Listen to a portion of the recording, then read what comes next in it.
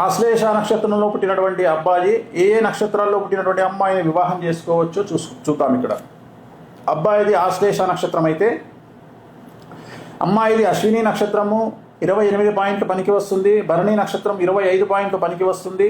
కృత్తికా నక్షత్రం 1వ పాదం 23 పాయింట్లు పనికిరాదు. కృత్తికా నక్షత్రం 2, 3, 4 పాదాలు పనికిరాదు. రోహిణి నక్షత్రం పనికిరాదు. మృగశిర నక్షత్రం 1, 2 పాదాలు 22 పాయింట్లు వచ్చినాయి, పనికి వస్తుంది. మృగశిర నక్షత్రం 3, 4 పాదాలు 15 పాయింట్లు వచ్చినాయి, పనికిరాదు. ఆరుద్ర నక్షత్రం 13 పాయింట్లు పనికిరాదు. పునర్వసు 1, 2, 3 పాదాలు 17 పాయింట్లు వచ్చినప్పటికీ కూడా పనికి వస్తుంది, మధ్యస్థంగా ఉంది. పునర్వసు 4వ పాదం చాలా బాగుంది, 29 పాయింట్లు వచ్చినాయి. పుష్యమి నక్షత్రం 30 పాయింట్లు చాలా బాగుంది. ఆశ్లేష చరణ భేదంలో పనికి వస్తుంది, 28 పాయింట్లు వచ్చినాయి. మకా నక్షత్రం పనికిరాదు. కుబ్బా నక్షత్రము చాలా బాగుంది.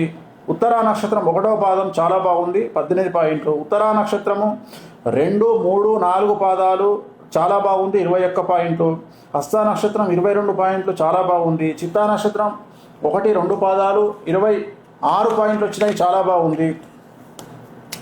చిత్తా నక్షత్రం 3, 4 పాదాలు 25 పాయింట్లు వచ్చినాయి, చాలా బాగుంది. స్వాతి నక్షత్రం పనికిరాదు. విశాఖ 1, 2, 3 పాదాలు పనికిరాదు. విశాఖ 4వ పాదం కూడా పనికిరాదు. అనురాధ 20 పాయింట్లు వచ్చినాయి, పనికి వస్తుంది. జ్యేష్ఠ 25 పాయింట్లు వచ్చినాయి, మధ్యస్థంగా ఉంటుంది. మూలా నక్షత్రం పనికిరాదు.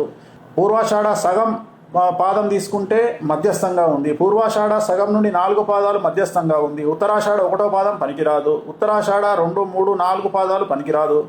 శ్రవణ నక్షత్రం పనికిరాదు. ధనిష్ట నక్షత్రం 1, 2 పాదాలు 28 పాయింట్లు వచ్చినాయి, చాలా బాగుంది. ధనిష్ట నక్షత్రము 3, 4 పాదాలు షష్టాష్టకాలైనవి, పనికిరాదు. శతభిష నక్షత్రం షష్టాష్టకాలైనవి, పనికిరాదు. పూర్వభాద్ర 1, 2, 3 పాదాలు మృత్యువు సూచిస్తోంది, షష్టాష్టకాలు పనికిరాదు. పూర్వభాద్ర 4వ పాదము పనికి వస్తుంది, మధ్యస్థంగా ఉంటుంది. ఉత్తరాభాద్ర మధ్యస్థంగా ఉంటుంది, పనికి వస్తుంది, 20 పాయింట్లు. రేవతి 14 పాయింట్లు, పనికిరాదు.